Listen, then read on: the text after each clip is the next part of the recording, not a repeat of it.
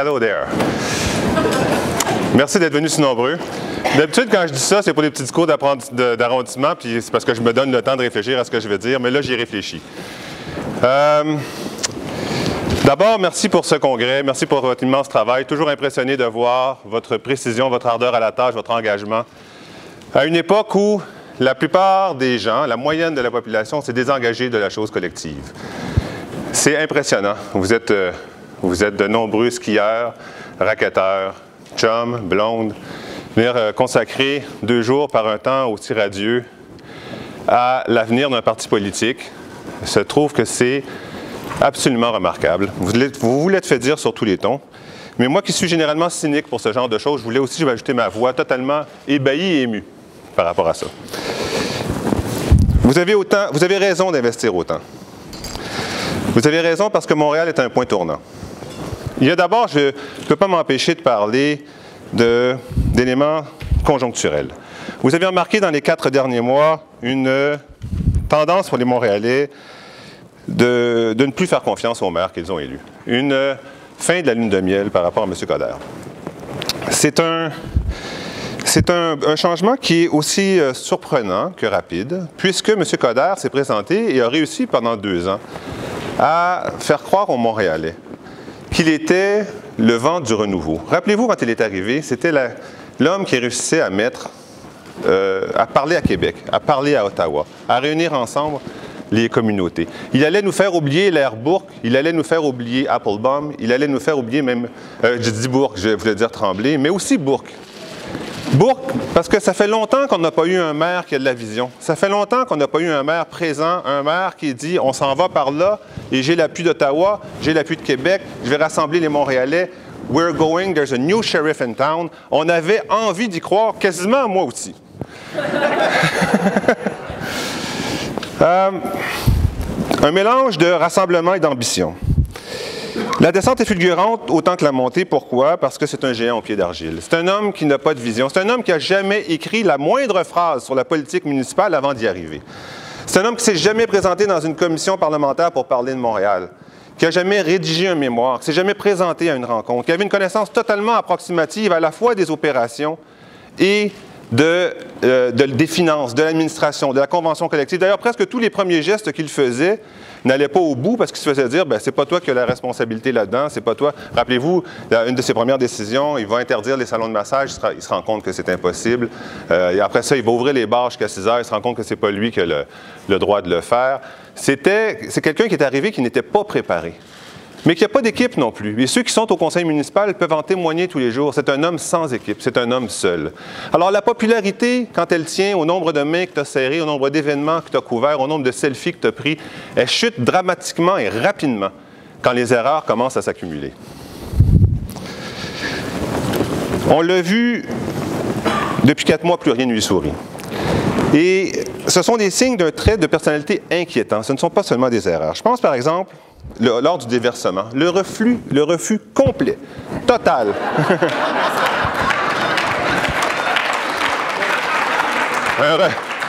un refus de 8 milliards de litres, ça n'allait pas bien pour lui ce jour-là. Le refus complet de prendre en compte la notion de compensation. Comme il eût été facile de dire oui à notre demande. On disait, vous avez pollué, on va polluer pour 8 milliards de litres. Accélérons un certain nombre de projets. Accélérons des projets, par exemple, de récupération de ruisseaux toxiques, de déversement. Accélérons les travaux à l'usine d'épuration, comme il eût été facile de dire oui. Comment il a fait pour ne pas dire oui? Il n'a pas dit oui parce qu'il s'est obstiné à dire « c'est moi qui est le boss ». Puis c'est pas Ottawa qui va me dire quoi faire, puis c'est pas l'opposition qui va me dire quoi faire, c'est moi qui suis le boss. Et ça, c'est quelque chose d'inquiétant. Comment il a fait la maison d'Alcan pour s'attaquer au cœur du symbole du patrimoine à Montréal? La maison Alcan, quand elle a été refaite dans les années 80, ça a été un mouvement qui a porté l'idée de la consolidation, une idée totalement différente de la préservation jusqu'alors. La préservation jusqu'alors, c'est on préserve les pierres. Là, c'était on préserve aussi le cadastre. Il faut que les bâtiments soient préservés dans leur lieu et si possible dans leur fonction.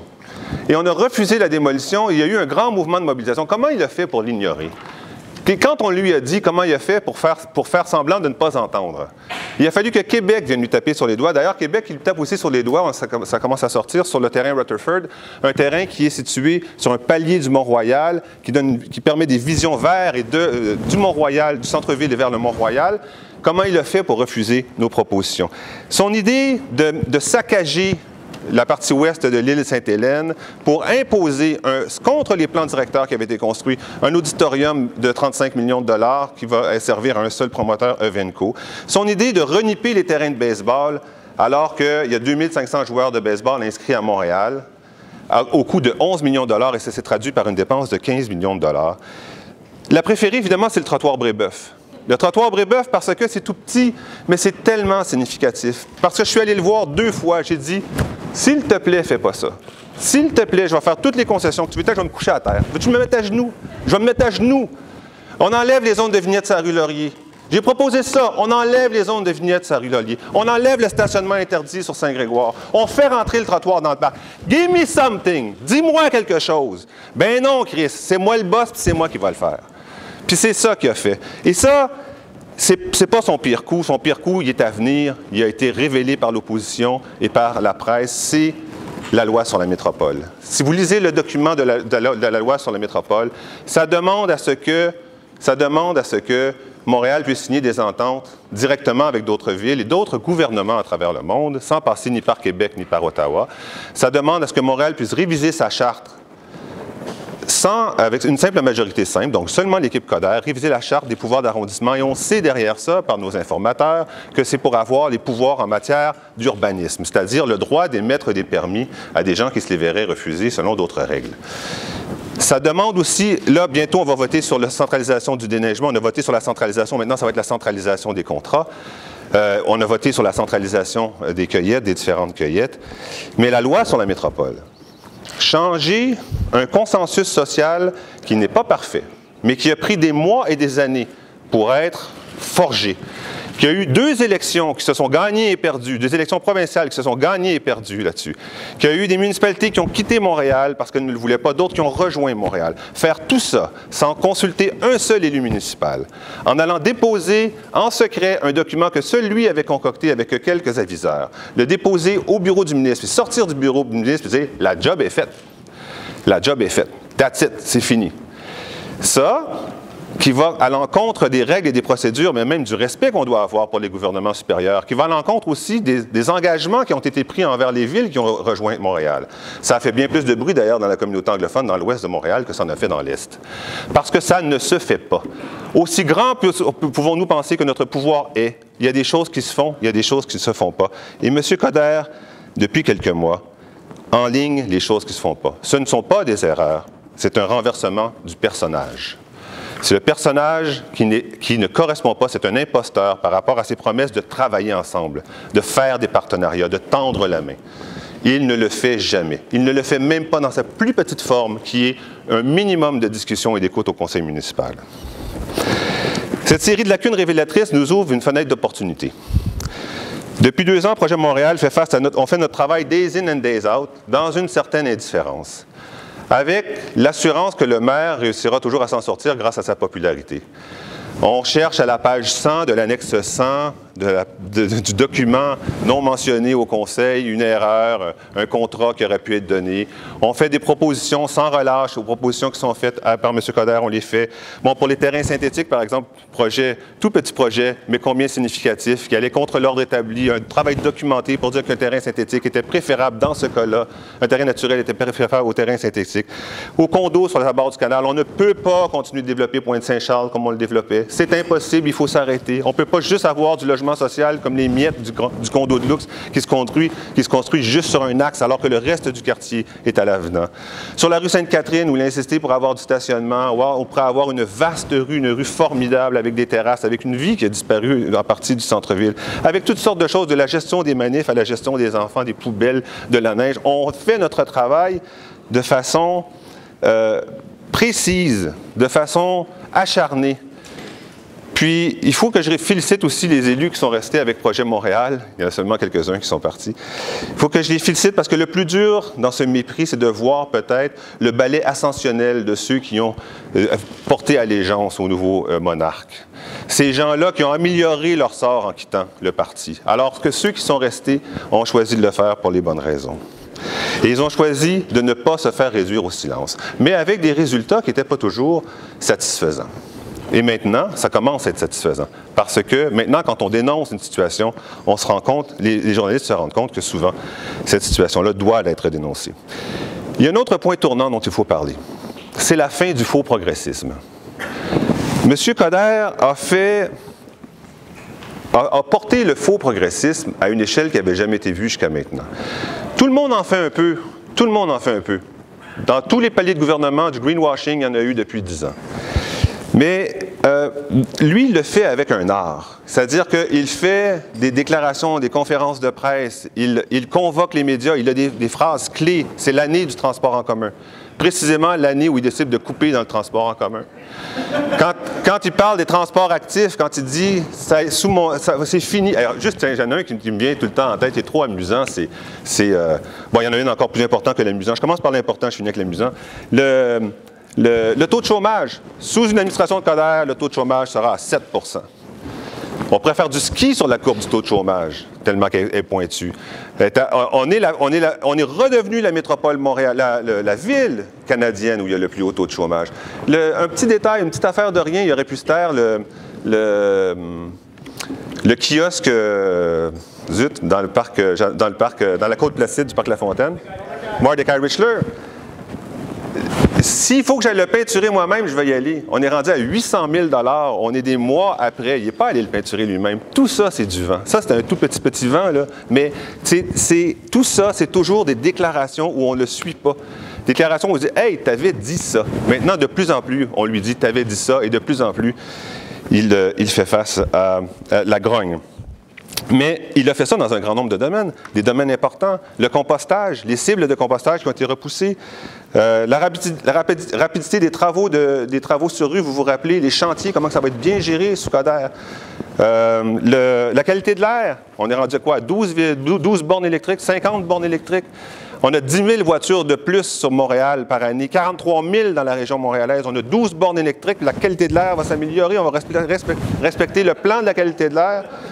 Le développement de Pierrefonds-Ouest, 4 000 maisons dans une terre agricole. Le 15-40, ça ne se fait plus des 15-40, mais ça va se faire à Montréal. Ou on va laisser le temps, on va regarder, on va donner une commission. Il savait dès le départ, il savait qu'elle le laissait passer. La commission est stallée. Il savait qu'elle allait le laisser passer. Le transport actif, parce qu'on peinture 40 km à tout casser, là, on peinture 40 km de nouvelles bandes cyclables dans le bout de je ne sais pas où, alors que les flux de cyclistes nord-sud et est-ouest qui veulent atteindre le centre-ville sont en danger chaque jour. La sécurisation des intersections, combien de fois on va accepter la pandémie de mort à nos intersections? Combien de temps on va accepter ça? Avec un maire qui s'en... Bon. Les VLS, une solution que nous avons mise en œuvre, qui marche, qui fonctionne. Il y avait juste à dire oui, il y avait juste à inscrire son quartier dans l'ensemble des quartiers qui participent déjà.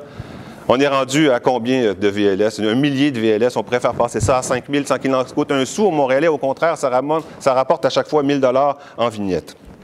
La politique de développement commercial, je vais régler le problème du commerce à Montréal. Les petits commerçants crèvent pas juste sa rue Laurier, il n'y en a pas un de fermé sa rue Laurier, sur la rue Laurier-Est. Ils crèvent à Montréal, on a 2 fois le taux de vacances qu'on devrait avoir. Jamais, dans aucun de ces domaines-là, il s'est empêché de faire une déclaration, une conférence de presse, une annonce. Jamais. Ce faux progressiste-là, il m'a frappé quand il a visité Hidalgo à Paris. Il n'en finissait plus de se selfiser avec Mme Hidalgo. Mais écoutez ces chiffres-là, de tous les chiffres que je vous ai donnés, écoutez seulement ceux-là.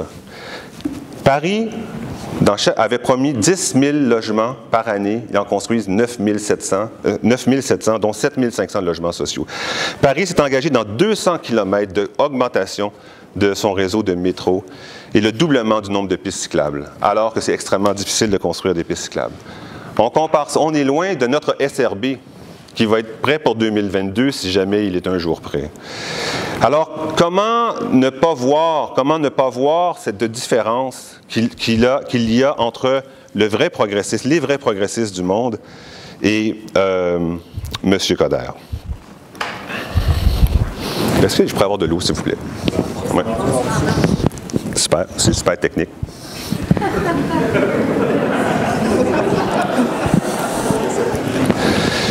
Qu'il se promène, qu'il fasse des conférences de presse, qu'il aille à Maniwaki faire une entente de co-développement et aux îles de la Madeleine, qu'il aille 10 fois aux États-Unis pour rencontrer le who's who du baseball, ça ne devrait pas trop nous déranger. Mais ce qui devrait nous déranger, c'est que pendant ce temps-là, il ne fait pas le travail de fond dont Montréal a besoin.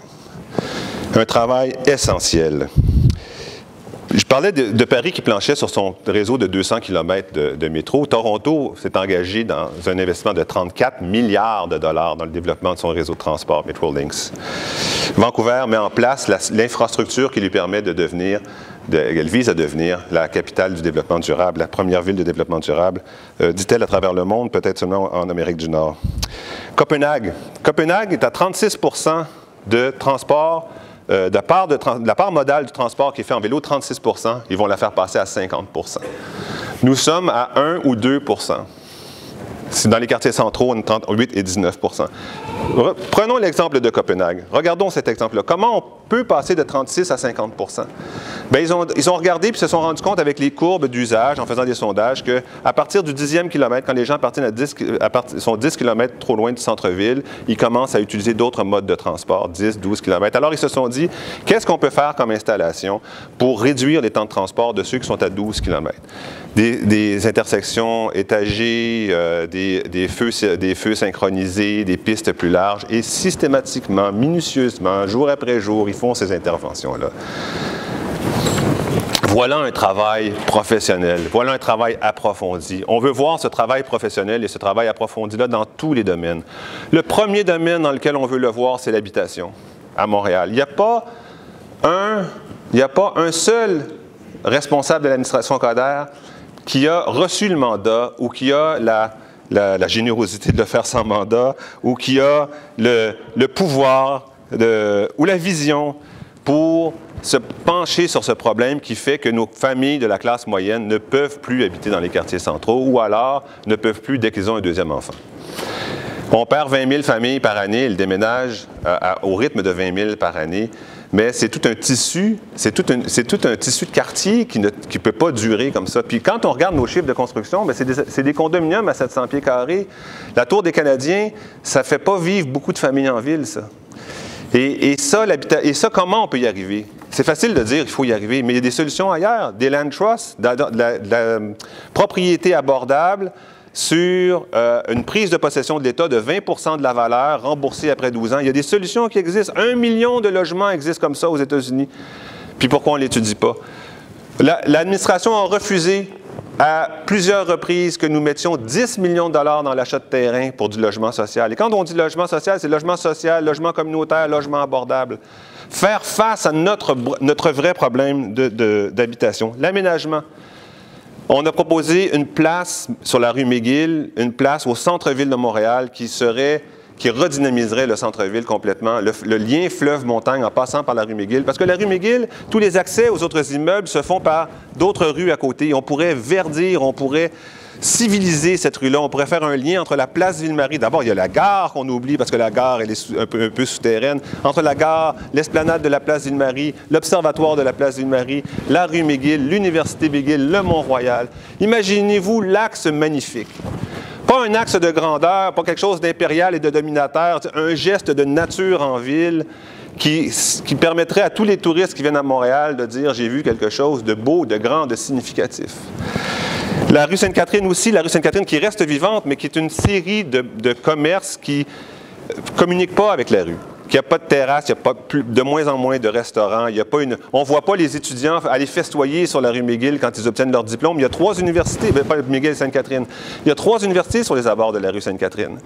Moi, je rêve de voir ces étudiants-là festoyer sur la rue Sainte-Catherine. Je rêve de voir les gens prendre l'apéro sur la rue Sainte-Catherine. Je rêve toutes les tours à condos qui ont été construites autour, et les gens qui descendent, qu'on les voit acheter leur journal, se prendre un café, discuter ensemble, que ça soit aussi un quartier.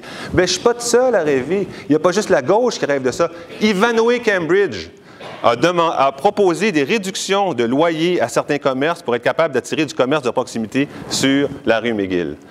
Il y a un travail qui ne se fait pas. Je pense par exemple, je parlais de Pointe-Saint-Charles tout à l'heure. Pointe-Saint-Charles, c'est notre quartier de Hambourg qui vient d'être développé. Hafen City. Pointe-Saint-Charles, c'est Hafen City. Je suis allé à Hafen City, c'est moins beau que Pointe-Saint-Charles. C'est ce quartier à proximité du centre-ville qu'on peut développer à hauteur d'homme, à visage humain.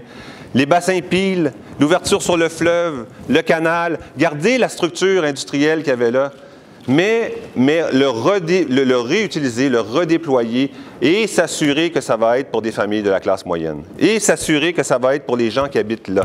Parce qu'il n'y a rien de moins intéressant dans un quartier que les quartiers qu'on visite et où il n'y a plus personne qui habite, ou plus personne qui habite là de façon permanente. Des gens qui voient vieillir leurs voisins les uns à côté des autres. Commerce, emploi, je l'ai dit tantôt, transport actif, transport en commun. Dans tous ces domaines, il y a un travail de fond à faire. Il y a un travail de fond, et au lieu de ce travail de fond, nous avons le droit à des conférences de presse sans suivi. Alors, ce faux progressisme-là, c'est plus grave que tout le reste. Pour moi, c'est plus grave que la corruption et la collusion. Parce que la collusion et la corruption, ça nous a coûté quelque chose. Ça nous a coûté, dans le cas de la collusion, on pense que les tarifs les prix sont gonflés de 20 %. Mais ça ne coûte pas notre avenir. L'absence de vision, l'absence d'ambition pour Montréal, la volonté de travailler au quotidien pour notre ville de façon concrète, en équipe, ça nous coûte notre avenir.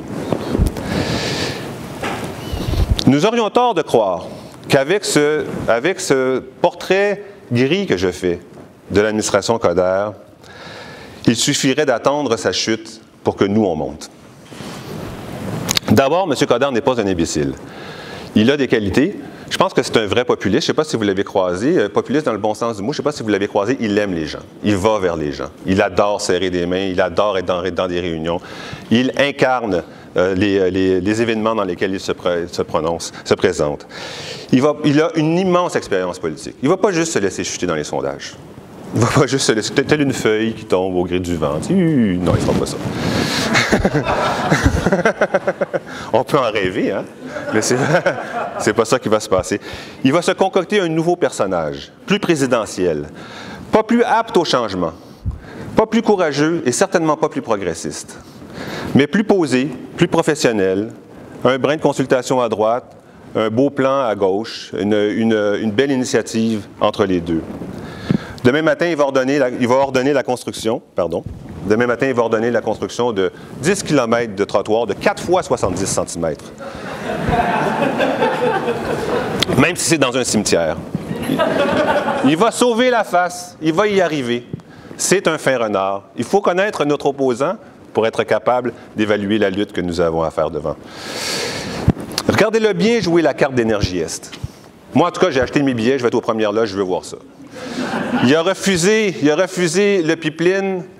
Est-ce que vous vous rappelez la fois où il s'était porté défenseur des Québécois, où il avait dit que Dion Phaneuf avait émis un commentaire raciste le jour où Dion Phaneuf, le joueur de Toronto, avait déclaré que la victoire du Canadien était due à l'arbitrage francophone. Pendant des mois, Coderre était aux premières loges. Pendant des mois, il a joué cette carte-là. Bien, Énergie Est, vous n'avez pas fini d'entendre parler. Puis tant mieux pour lui, parce que c'est un bon coup.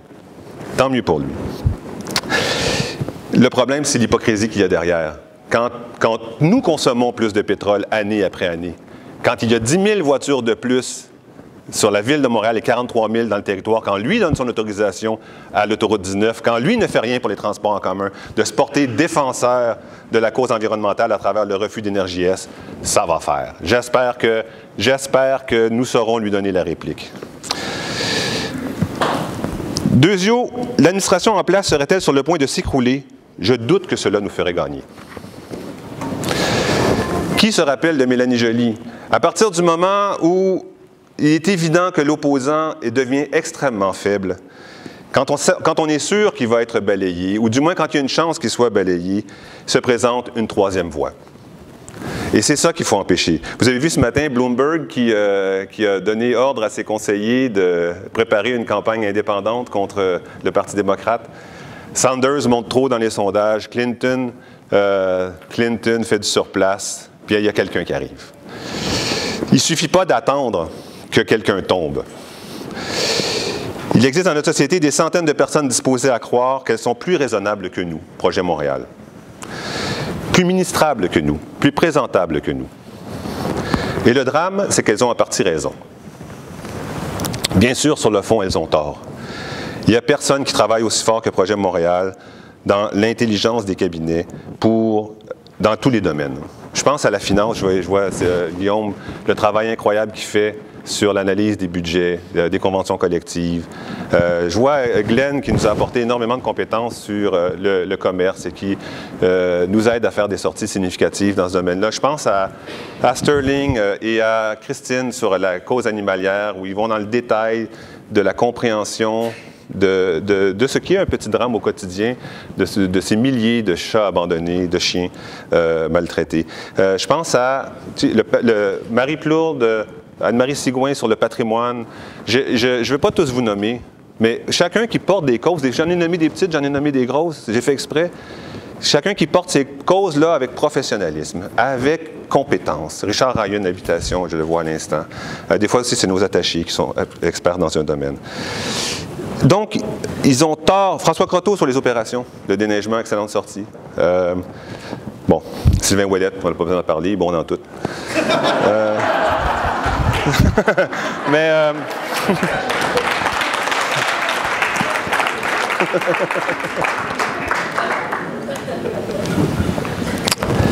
Donc, ils ont tort de penser qu'ils sont plus ministrables que nous, qu'ils sont plus présentables que nous. Mais, pardon, excusez-moi. Il y a quelque chose dont je suis particulièrement fier, c'est qu'on réussit à faire des réponses articulées, maintenant, sans plugger le tramway à chaque réponse, mais je vais laisser tomber ce point. Donc,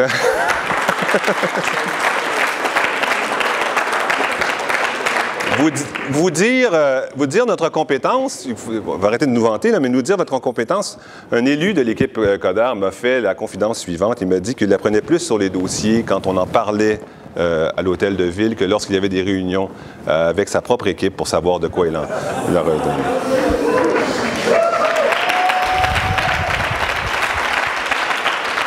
Je disais plus haut que l'administration était peuplée de faux progressistes, la population aussi. Tout le monde veut croire que dans le fond, c'est pas si pire.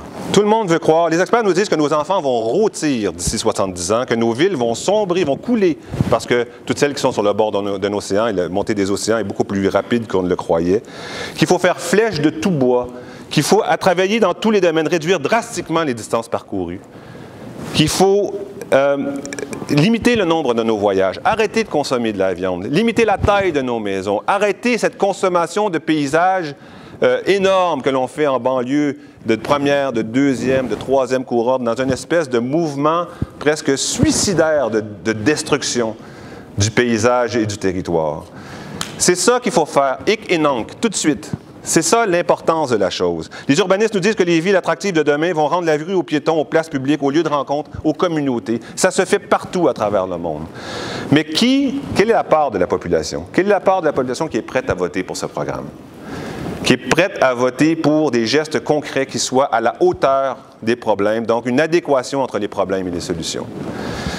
Tout le monde veut croire que nous pouvons continuer de faire ce que nous voulons en changeant le mode de propulsion des véhicules. On va avoir des véhicules électriques, on va mieux recycler nos cannes de thon, tout va bien aller. Non, tout ne va pas bien aller. Quand je dis tout va bien aller, c'est que la population vise de façon passive, sans l'exprimer, le même matérialisme, le même urbanisme, les mêmes places de stationnement autour des mêmes centres d'achat de produits chinois, mais électriques. Oui au 15-40. Oui au développement des maisons individuelles dans Pierrefonds. Oui à la croissance débridée des banlieues. Oui à la 19, mais on va mieux recycler, on va mieux faire notre recyclage. On va faire plus de compostage, on va mettre des toits verts sur les abribus. Puis pas seulement la population. Les représentants de cette population que nous avons au Conseil. Les représentants, puis là je ne parle pas des pas bons, là. Ceux qui sont en arrière, les Quasimods, les Otaries qui disent oui, qui rient aux farces grasses. Je ne parle pas de ces gens-là, je parle des bons. Je parle des gens qui ont une conscience sociale, qui ont été élus en partie pour cette conscience sociale-là, qui ont voté pour le saccage annoncé de l'île Sainte-Hélène, pour la destruction de la maison Alcan, pour la vente du 14-20, contre la création d'une réserve même modeste en logement social, pour Cavendish, pour la réforme des budgets d'arrondissement qui coupe 20 millions dans les budgets centraux, certains quartiers centraux pour les envoyer dans les quartiers excentrés. Ils sont insensibles en règle générale quand ils ne participent pas activement au suicide civilisationnel que représente la violence, la laideur, le refus de soi, de l'ouverture de l'autre, le désamour de l'espace public que nous pratiquons depuis 30 ans. La majorité de la population n'a pas le même sens de l'urgence que nous et nous ne gagnerons pas à notre cause en leur donnant toujours tort. Nous devons revoir notre positionnement. Je ne propose pas de mulcariser le parti. Je ne propose pas, il ne s'agit pas d'empêcher d'être progressiste pour plaire. Il est hors de question de gouverner à droite. Il n'y a plus de solution à droite. Excusez-moi, petite parenthèse, je sais qu'on est pressé, mais je la shoot pareil. En 15 ans, on a appris que les guerres sont inutiles. On a appris que la richesse ne percole pas. On a appris que les abris fiscaux ne sont pas productifs, même pour les causes philanthropiques. On a appris que la spéculation immobilière ne permet pas au commerce indépendant de survivre. On a appris que ça exclut les classes moyennes des centres-villes et des quartiers centraux. On a appris tout ça. Le temps de la droite est fini. Mais sans gouverner à droite, on ne peut pas laisser en place un mauvais leader incomplet et dangereux sous prétexte que nous n'arrivons pas à rejoindre une part de la population effrayée par une image plus radicale que ce que nous sommes vraiment. C'est la raison pour laquelle j'annonce que je ne me présenterai pas à la chefferie de Projet Montréal. Je ne veux pas donner à M. Coderre le droit de jouer la seule carte qui lui reste. Je ne veux pas qu'il se fasse passer pour un homme du juste milieu, en s'appuyant sur quelqu'un qu'il dépeint chaque jour comme quelqu'un de trop radical. Et peut-être que je le suis un peu. Mais aussi sur une opposition qui est trop pressée, trop intellectuelle, trop environnementaliste, une opposition ignorante de ce que le vrai monde, les vraies affaires. On ne peut pas laisser cette image de nous percoler, durer. Il faut qu'on y mette fin. Il faut qu'on se réinvente. Il faut qu'on se repositionne. Et au-delà de ces décisions tactiques, j'espère ouvrir toute grande la voie, à d'autres styles, à d'autres amalgames. J'ai questionné des dizaines de personnes sur les intentions politiques et j'en ai conclu que personne ne juge avoir les compétences, la notoriété, la crédibilité pour devenir maire demain matin. Il n'y a personne. Mais justement, parce qu'il n'y a personne, il n'y a personne non plus qui peut dire « il y a quelqu'un de meilleur que moi ». Il n'y a personne qui peut dire « il y a quelqu'un qui est prêt, qui a la crédibilité, qui a les connaissances, cette personne-là est meilleure que moi, il faut que je passe mon tour ». Là, l'ouverture que nous allons faire de notre parti, c'est l'ouverture à tout le monde qui pense pouvoir apporter quelque chose. Cette personne-là, excusez-moi, je voudrais qu'elle sache que Projet Montréal est un outil formidable d'accompagnement et qu'elle n'a pas besoin d'être bonne dans tous les domaines. Il faut qu'elle soit sensible dans tous les domaines. Il faut qu'elle soit consciente dans tous les domaines. Mais les Sylvain Ouellette, puis les Guillaume Lavoie, puis les Luc Ferrandez, puis les Daniel Bouchard, puis je vois Jérôme Vaillancourt, puis Agnès Maltais-Tremblay vont l'aider dans les domaines dans lesquels elle ne sera pas particulièrement connaissante. Je voudrais vous dire que dans notre parti, on a beaucoup de monde qui sont tout aussi beaux que Mélanie Joly. Mélanie G. Et sans doute bien plus rassembleur que Denis Coderre. Plus honnête que Applebaum. Plus sophistiqué que Pierre Bourque. Plus dynamique que Jean Doré.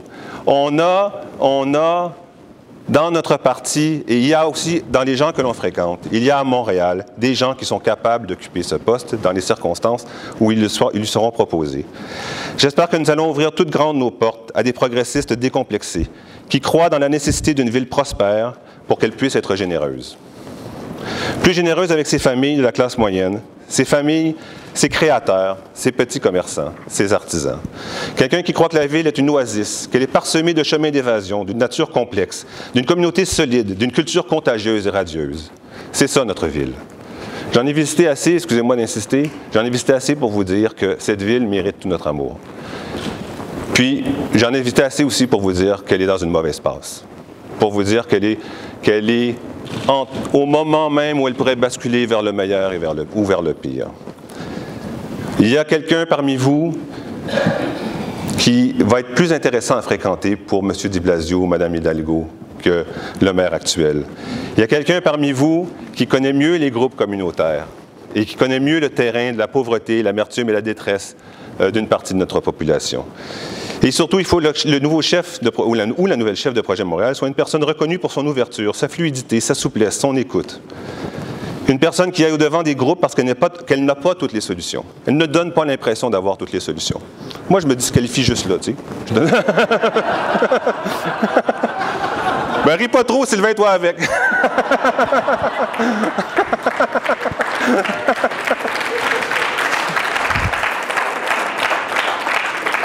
Une personne qui doute parce qu'elle n'a pas mené tous les combats. Ça veut dire que c'est une personne relativement jeune. Mais les personnes qui ne sont pas relativement jeunes sont acceptées si elles sont de cœur. J'espère surtout que les membres, libérés d'un leader qui emmène parfois trop large dans les médias, montent au front et comprennent que c'est sur eux que repose la défense des idées progressistes. J'aimerais même s'ils ne se présentent pas, j'aimerais que Karel Méran, Laure Varidel, Alexandre Taillefer donnent leur appui à un candidat, proposent des solutions, viennent à un meeting. Quant à moi, je ne m'en vais pas. Bon.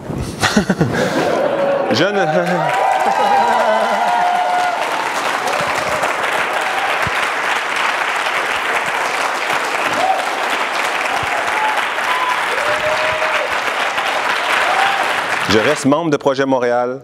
Je reste une carte importante à jouer en temps et lieu pour le nouveau chef ou la nouvelle chef. Je reste un rouage important, je l'espère. Je reste une menace importante, je l'espère.